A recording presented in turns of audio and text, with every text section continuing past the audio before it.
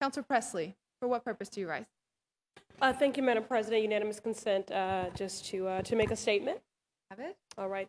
We already voted on it in the consent agenda, a resolution by myself and Councilor Jackson that May 19th be proclaimed in perpetuity as Malcolm X Day in the city of Boston. I did just want to offer a few brief words on this and read the formal resolution into the record. I do think it's important. You know, in our history, we have three prominent civil rights icons that have been assassinated. All Black men, all names beginning with the letter M. Malcolm X, Martin Luther King Jr., and Medgar Evers. It is history's tendency and inclination to often narrowly define these men by their tragic assassinations or by one or two speeches. Or, if I'm being really frank, history's inclination has often forgotten those two other M's, Malcolm X and Medgar Evers. Thanks to some local citizen activists like Jamal Crawford and Siddiqui Cambone, they've made sure that we have not forgotten the contributions, the world contributions of a son of Boston, Malcolm X. And bearing that in mind, tomorrow there will be a flag raising at noon, and then there'll be the annual Malcolm X breakfast, which will take place on Saturday. It has been encouraging to see recently a greater appreciation for the full breadth of the contributions of Malcolm X here in the city of Boston. You may recall the city had an archaeological dig at his home, which Boston Public School students and others were able to partake in.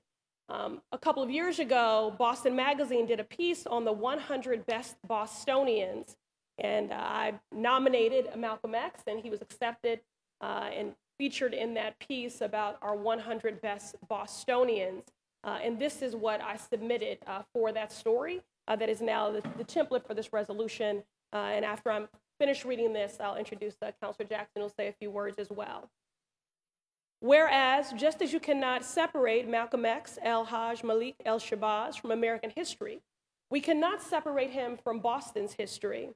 And whereas Malcolm X has deep Boston roots, his experience here shaped his viewpoint, outlook, and his personage in formidable ways.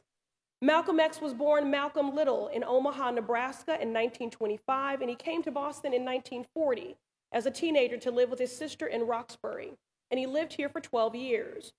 And whereas it was not just the hardship that he faced here that shaped him, he also saw a bustling, thriving Black community, which he referring to Dudley Square as downtown Roxbury, and he talked about having never seen so many Black folks who were prosperous and doing well until he came to Roxbury. Whereas Malcolm X is often known as provocative, antagonistic, polarizing, and controversial, in forcing us to take a harder look at ourselves and confront our underbelly. Now, that is an important narrative and part of his history and his contributions to our city and our country. He was also a scholar, a brilliant man who evolved both in his philosophy and his activism, and ultimately, he was a humanist. Whereas Malcolm X is a reminder that, to quote him, quote unquote, Black folks have been here in Boston for a long time, and Malcolm X represents the gift and the hardship of being Black in Boston. Whereas he is a product of Boston, of Roxbury, and what he overcame, but also in the best of what Roxbury and Boston had to give.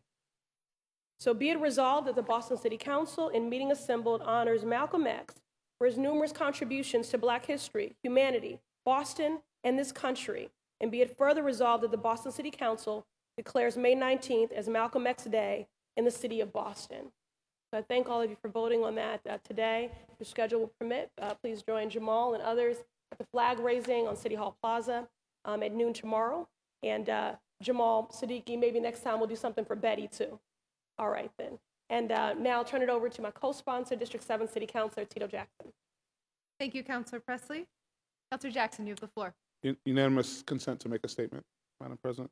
I concur, Councilor Presley. I think it is important that we acknowledge the entirety of that family, and including the family who keeps the house to date.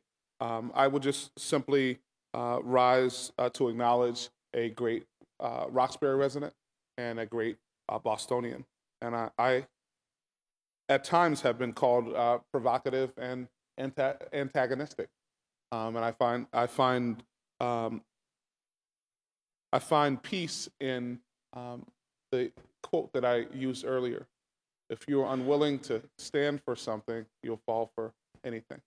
I think it is critical that we acknowledge someone who represents that, someone who represented an unapologetic, intelligent push to make sure that we saw and we see equity in the city of Boston.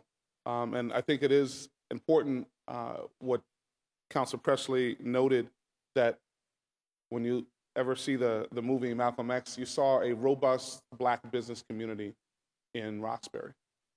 You saw folks who own their own businesses and who employed people in their own neighborhoods and communities. It is critical that we think about not only the past, but we think about what are we doing today? How do we have a city that is inclusive for all?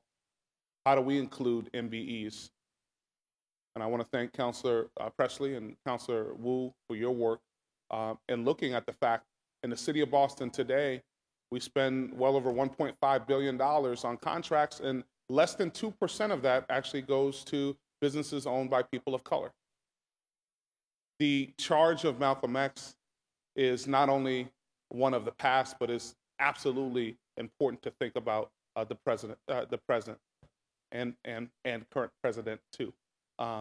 It is our time to ensure that we stand for something, Boston City Council and City of Boston, so we don't fall for anything. I look forward to celebrating the flag raising and also give props to Jamal Crawford, as well as Siddiqui Kambon, as well as Vernon Robinson for the work that they continue to do in the community to ensure that our history is not a mystery. Thank you so much, Madam President. Thank you, Councilor Jackson. Councilor Presley. Something else. Sorry. Okay. I had seen Councilor McCarthy's